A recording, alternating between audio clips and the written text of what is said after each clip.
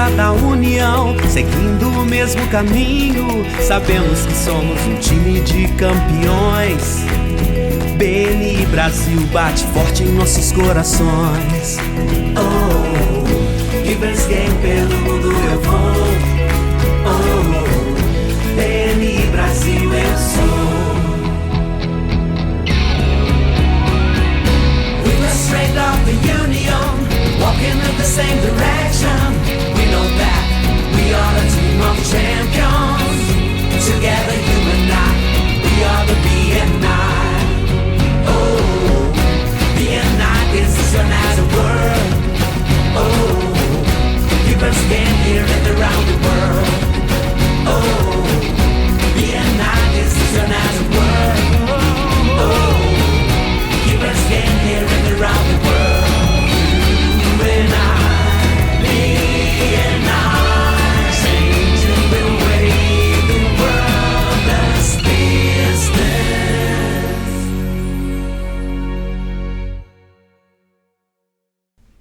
Olá pessoal, sejam todos muito bem-vindos a mais um episódio do PodContar, Histórias Reais e de Sucesso do BNI. E o nosso propósito aqui, sempre, divulgar ainda mais o BNI. Hoje é um dia especial. Hoje eu estou vivendo dois momentos. O primeiro, dividido com o Felipe Conduta, que também é diretor executivo da Mesorregião de Itapetininga e da região metropolitana de João Pessoa, junto comigo, né? Dividindo esse podcast hoje com ele, e na presença do Dr. Ivan Misner, fundador do BNI, que hoje nos deu a honra de ser o entrevistado daqui do nosso podcast. Espero que vocês aproveitem. So, Ivan, it's an honor for us to be here today to interview you. It's the first time that I'm here interviewing people on the podcast. Usually it's just Adelaide. So it's an additional honor for me to be here and talk with you today and Adelaide. It's truly my pleasure. Thank you for inviting me. Vamos voltar um pouco no tempo, Dr. Ivan. O que te levou a fundar o BNI em 1985? Havia um momento específico que isso foi despertado no senhor? Dr. Ivan, so going back to 1985, there was any specific moment that make you to come up with the idea to found the BNI?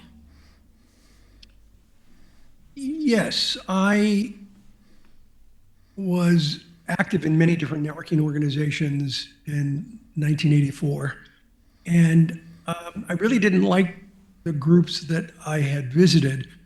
There were groups that I felt were very mercenary. Everyone was trying to sell to me.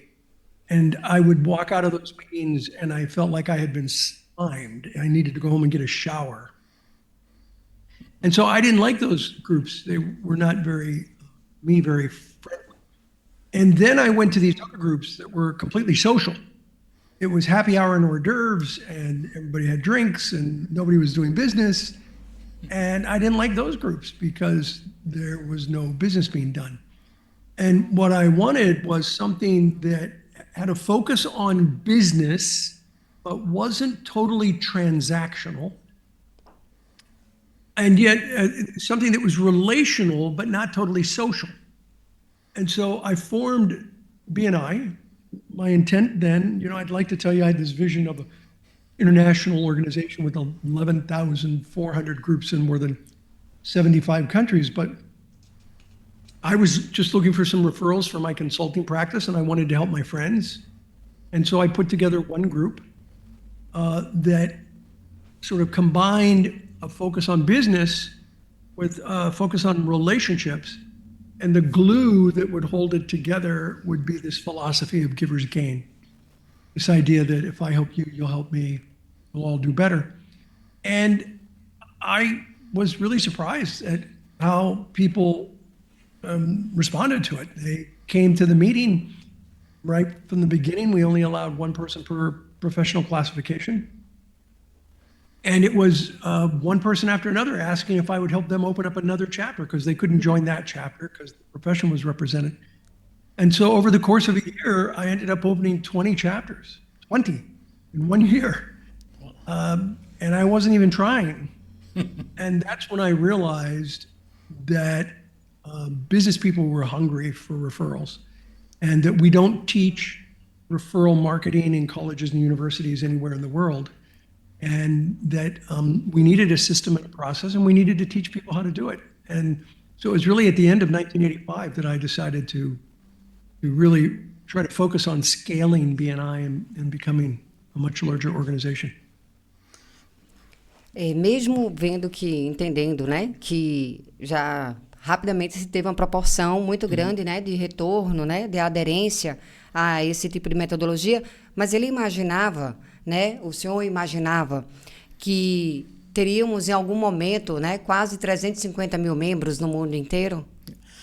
Dr. Ivan, even with this good start, as you just mentioned, right, 20 new chapters in just 1 year, in the beginning, did you ever did a vision that would get, like today with 345,000 members on a global scale? Yeah, I think that hit me at the end of 1985. I had what I like to call my Brody moment. And for those of you who haven't seen the movie Jaws, I'd recommend it. It's a great movie.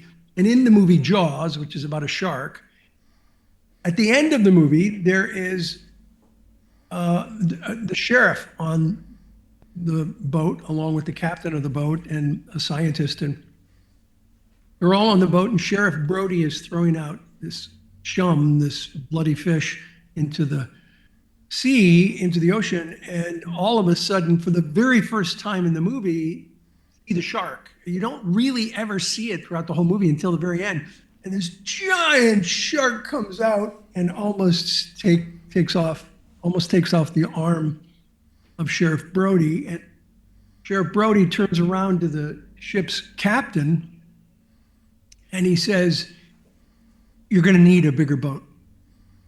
And that's really what happened to me in December of 1985. Was I realized I was going to need a bigger boat, that this is going to be a much larger organization than I anticipated when I started BNI. And that's when I started to really write things down to scale the business to be, as we are now, a global organization. Yes. Sabemos que o Dr. Ivan é uma sumidade quando a gente vai falar sobre networking, né? Considerado pela CNN, a Forbes, né, como a maior autoridade no networking moderno.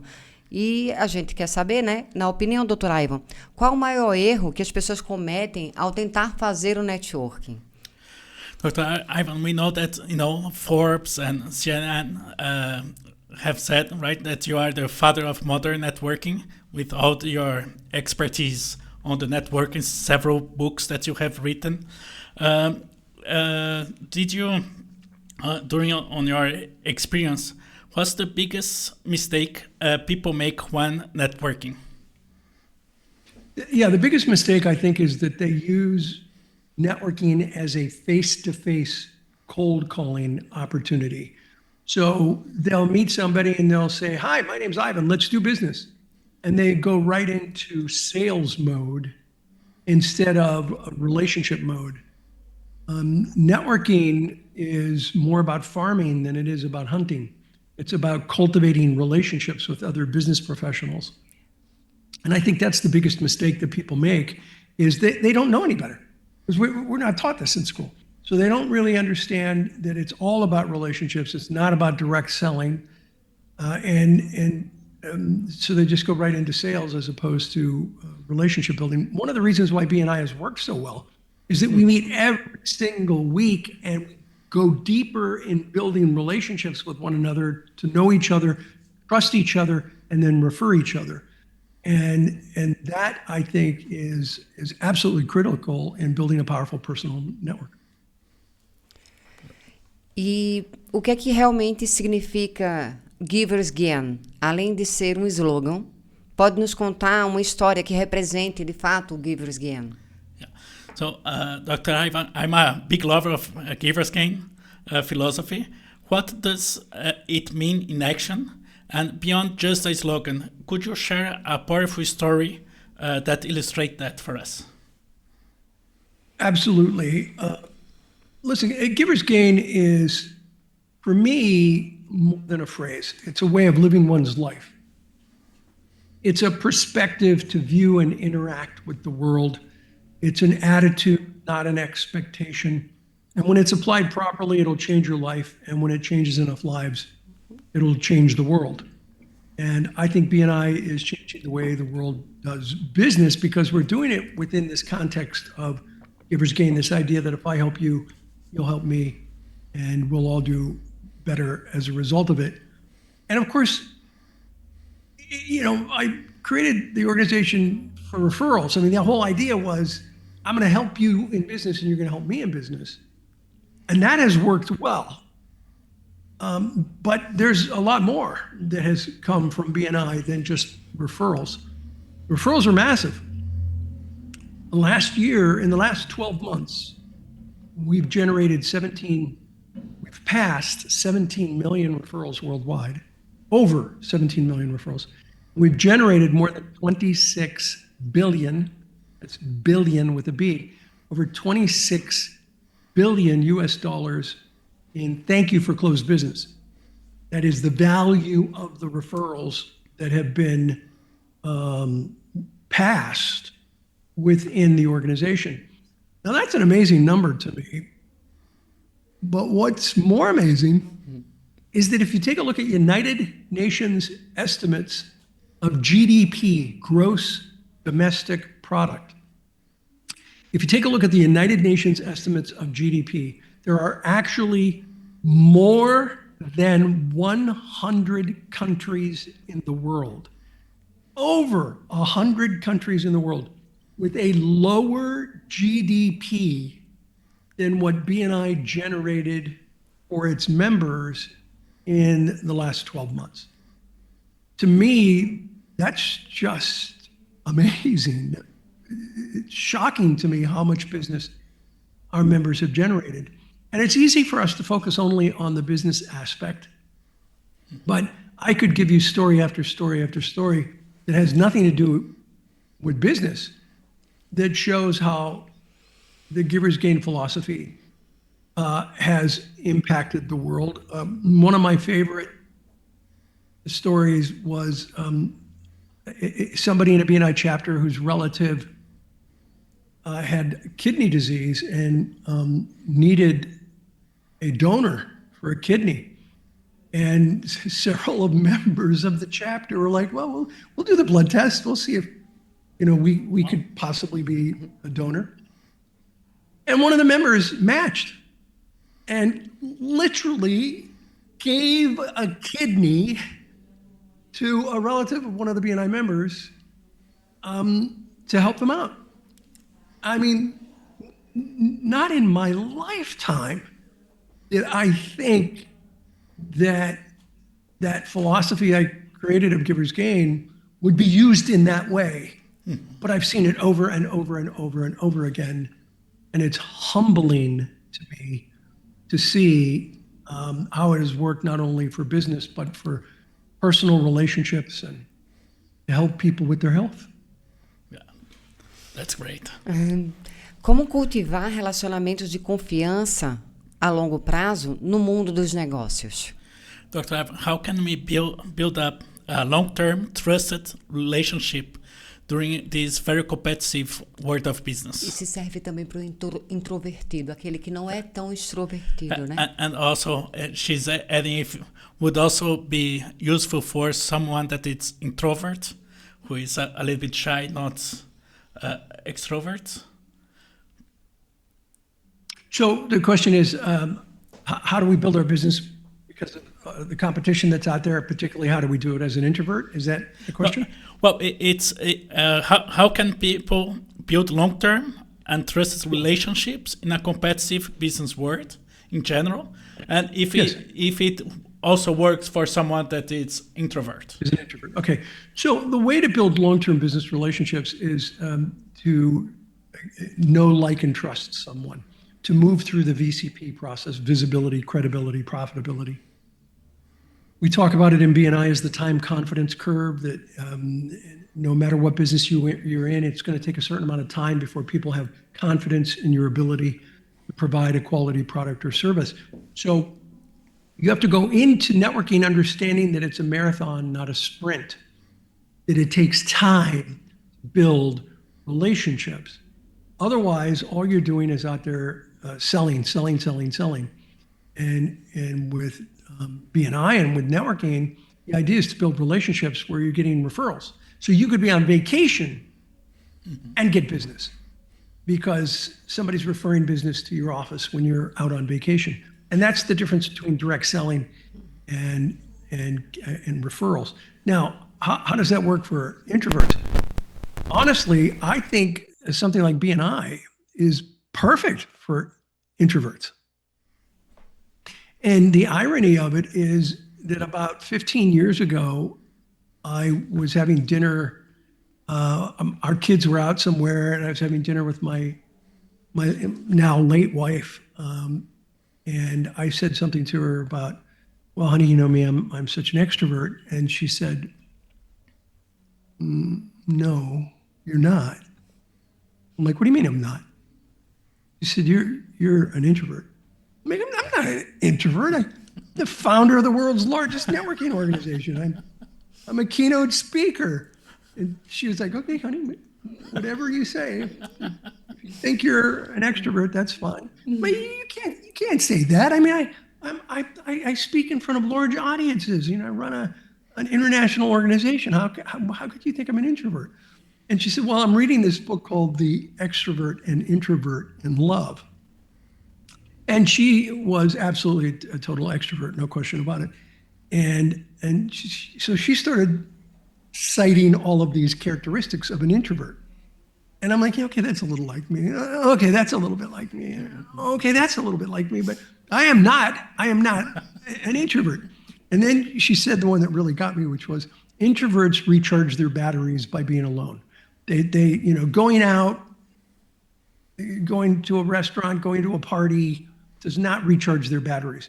Staying home, being alone, being with family, that's the way an introvert recharges their batteries. And I'm like, yeah, okay, that's me. I'm that, but I am not an introvert. I was now really annoyed.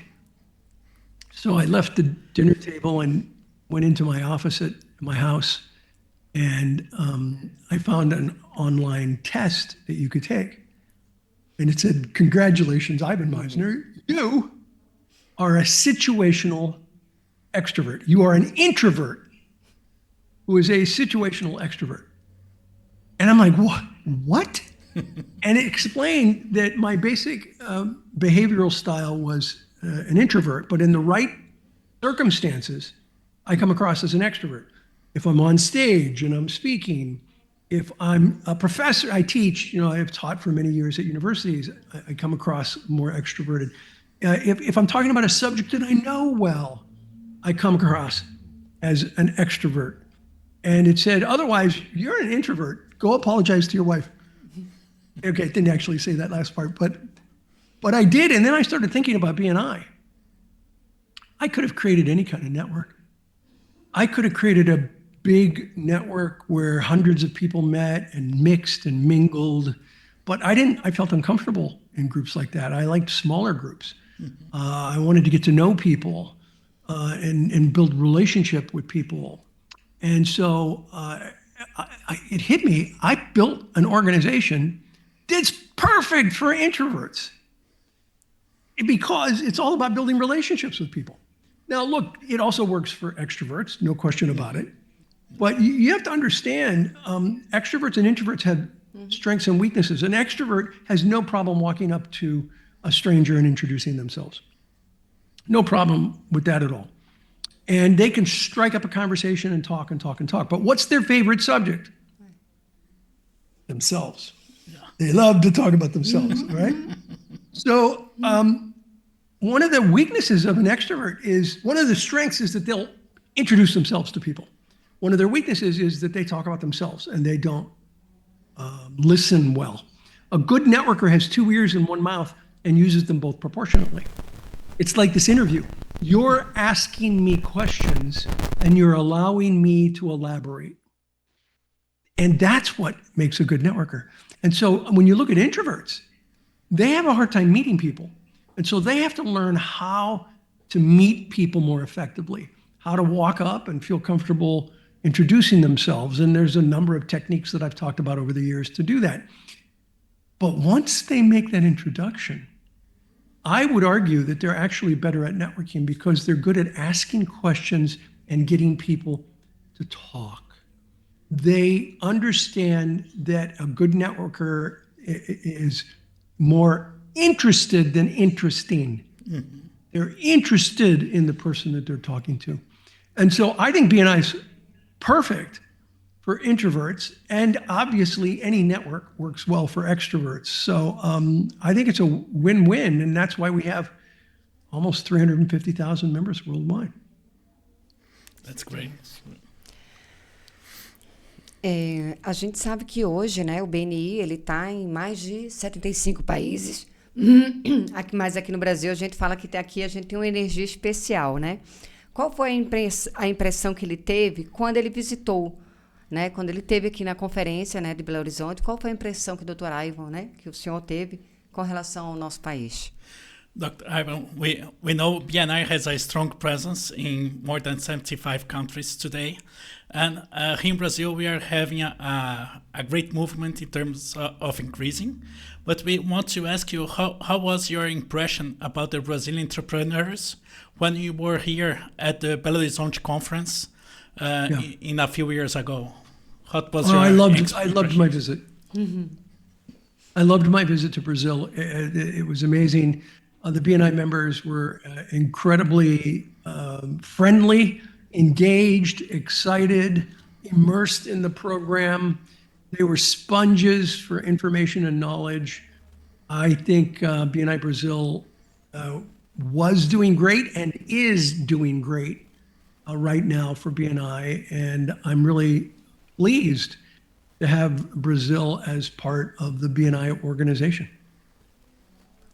E o que é que o Brasil, o que é que ele acredita, né? Que todo Ivan acredita que o Brasil ele pode ensinar ao mundo, né? Com relação ao networking, né? O que é que na visão dele, o que é que a gente tem de diferente?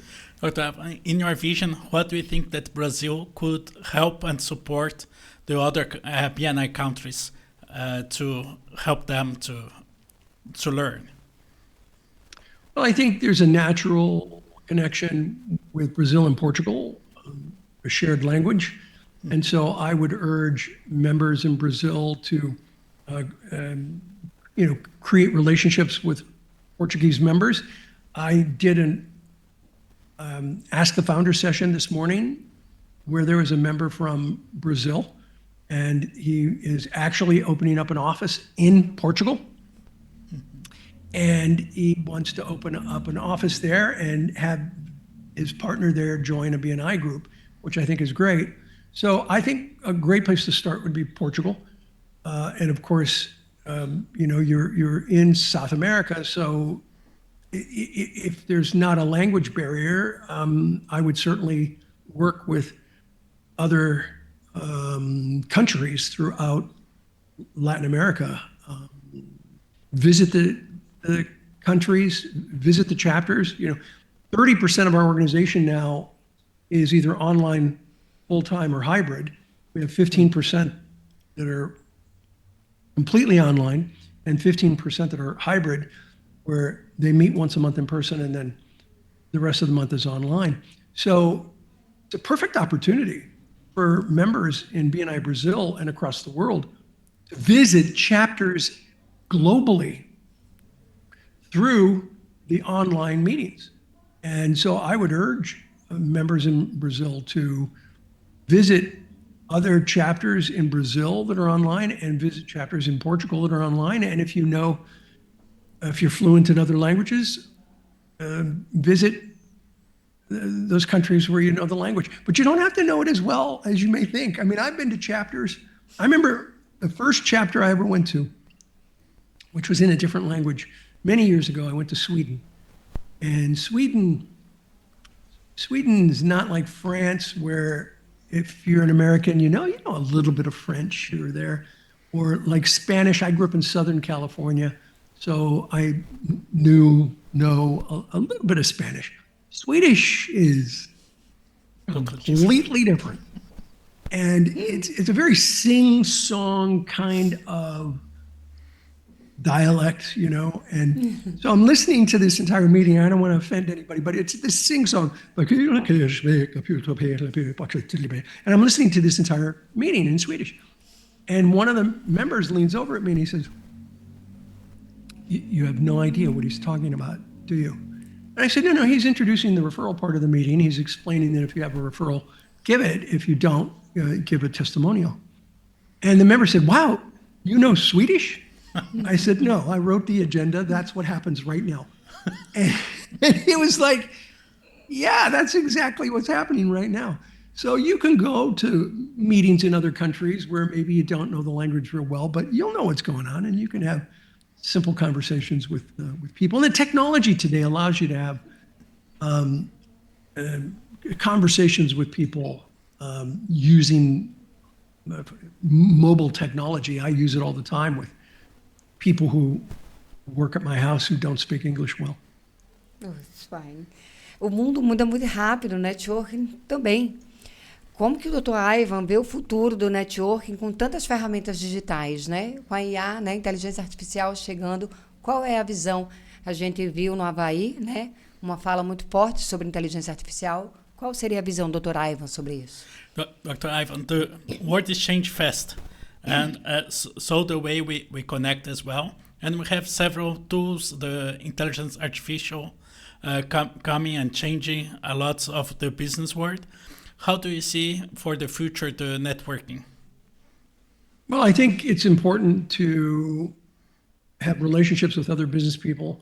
I urge members to embrace the technology. I can absolutely guarantee you one thing: you will either be disrupted by technology, or you can lead the disruption with technology. I prefer to lead the disruption. And we have a long history of embracing technology in BNI, and it seems hard to believe because we're an in-person organization, but when you really think about it, look at the internet, which really became active 1994, 1995. You can't have a three-letter domain. We have bni.com. You can't have a three-letter domain if you're not an early adopter to the technology. We have always been early adopters to technologies that we felt were important for our success. Computers, back in 1985, computers were a whole different, I don't think Microsoft was even out in 1985. But we had computer systems in 85. We got online as quickly as possible. Look at COVID in 2020. We transitioned in 2020, we had 9,800 chapters worldwide. And we transitioned 9,800 chapters in weeks, country by country. The whole thing took about 2.5 months. So that we had 9,800 chapters that went from having a weekly in-person meeting to having a weekly online meeting for their safety. And we actually grew during COVID. BNI grew during COVID. And we continue to grow. Today, we have 41 years of consecutive growth year over year over year. Very few companies can say that. So I think that you need to embrace the new technology that has come out, and I have certainly embraced it, and I use AI as much as reasonable to sketch out ideas and to give suggestions on projects that I'm working on, and I would urge you to do the same. I'll give you an example of what I'm talking about. I was being driven by a BNI member who was a sedan driver, and he picked me up at an airport, and he said, I don't know who be in my power team, my contact sphere and power team. A power team is a group of professionals that are in a symbiotic relationship. They're incompatible, non-competitive professions. He said, I don't know who would be in my power team. And I said, well, give me your email.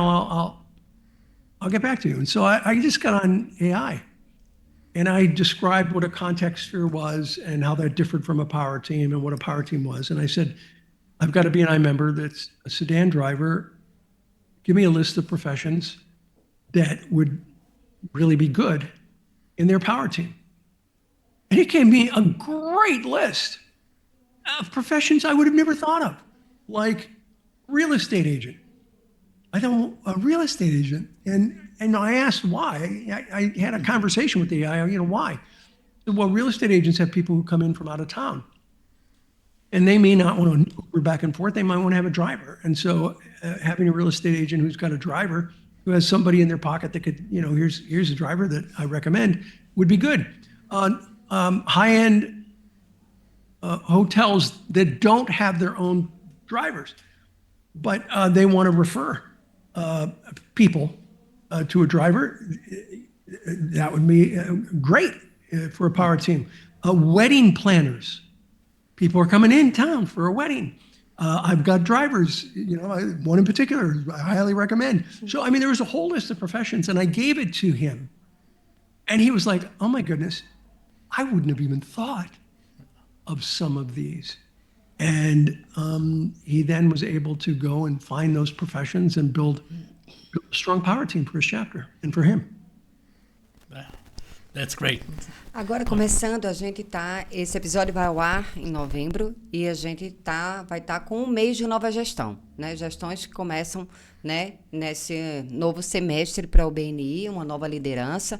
E eu queria saber, doutor Ivan, qual é o papel da liderança no crescimento de uma equipe dentro da organização do BNI? Dr. Ivan, this episode will be released in November, that we will have just 1 month of the new leadership of each chapter. So, in your opinion, what is the leadership role on the increasing of the chapter? Yeah, give me the question again. What is the leadership role in terms of the increasing of the chapter? Well, each role is different, and it's important that each person, swim in their lane, and at the same time that they work together as a team. So I view the president of the chapter as being the team captain, and they, work with the rest of the leadership team to create the best chapter possible. Their vice president, critical position in the chapter, secretary, treasurer, education coordinator, visitor host, membership committee. All of these people are really important, and they work best to create a successful chapter when they work together as a team. And so leadership is absolutely critical. I think that leadership is not about managing and complying.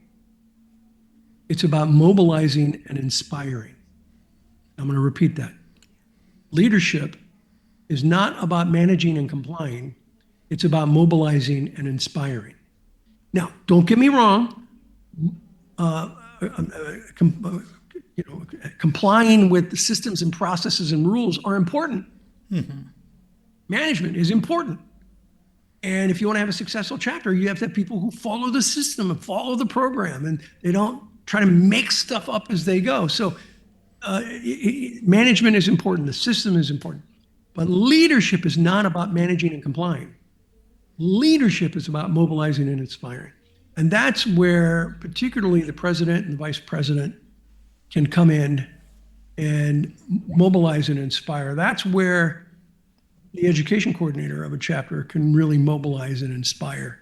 And that's, to me, the key function of leaders in any organization, is to mobilize and inspire, because you can't motivate people. I had somebody this morning in one of my presentations ask me, how do I motivate people? And the answer is, you can't. I can't motivate you. I can't motivate anybody. Mm-hmm. Only you can motivate you. Yeah. Only the individual member can motivate the individual member. The best I can do is inspire them to motivate themselves. And the best way to inspire people is through storytelling and through talking about the why.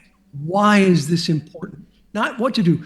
Look, you got to be successful, so you got to do A, B, C, D. You got to do these things. That's not motivational at all. That's not inspirational at all. That's the what to do.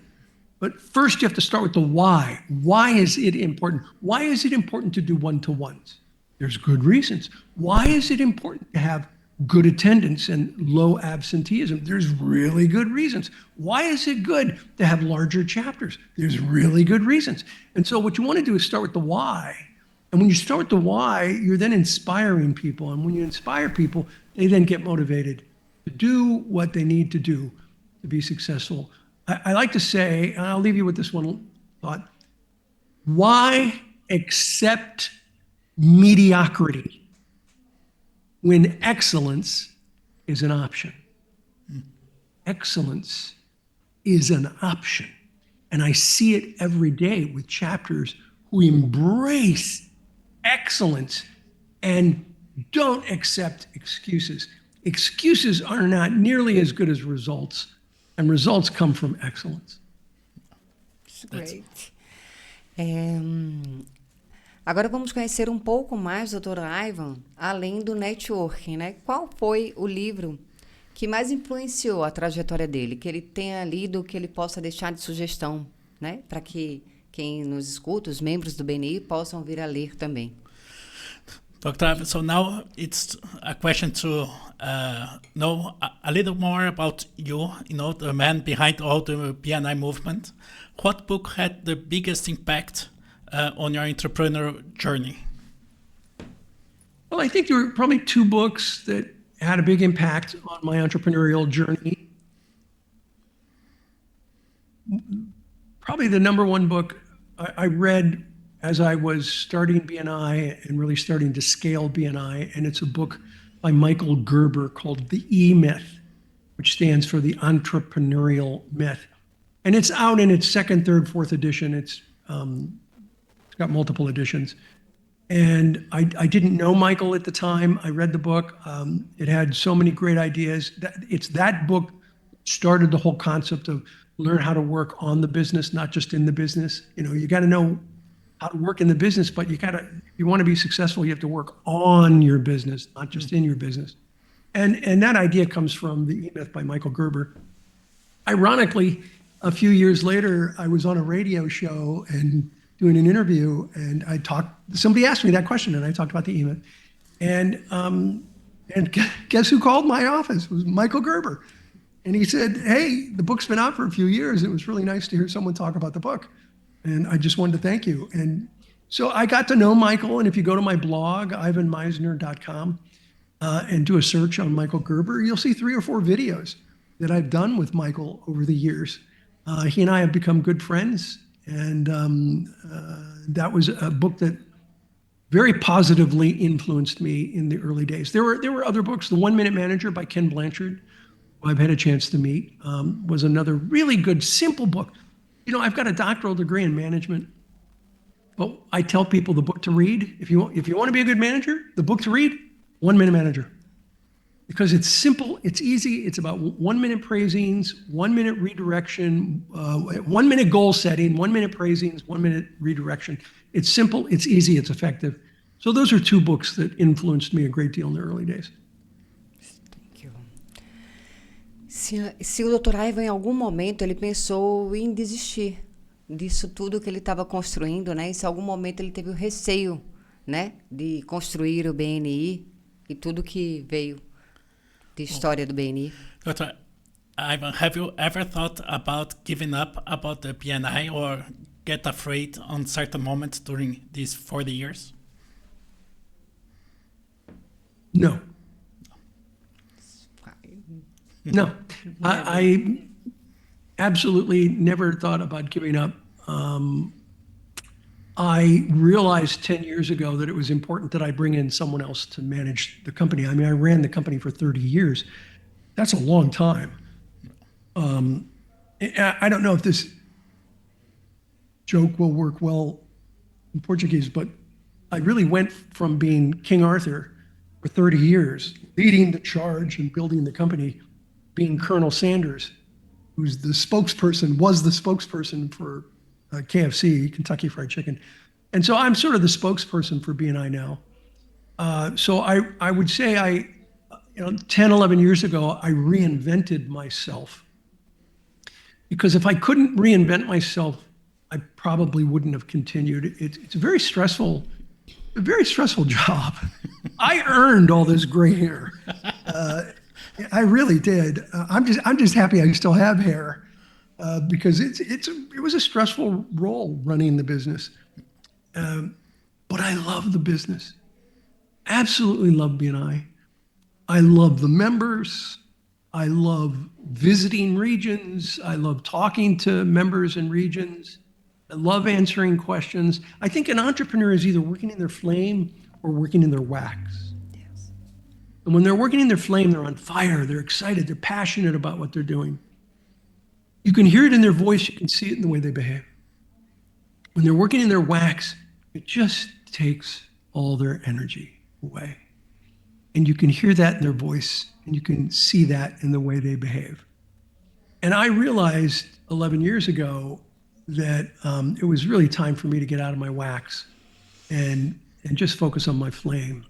And by the way, this is my flame, is having a chance to talk to a country of members and answer questions like this. This is what I love to do.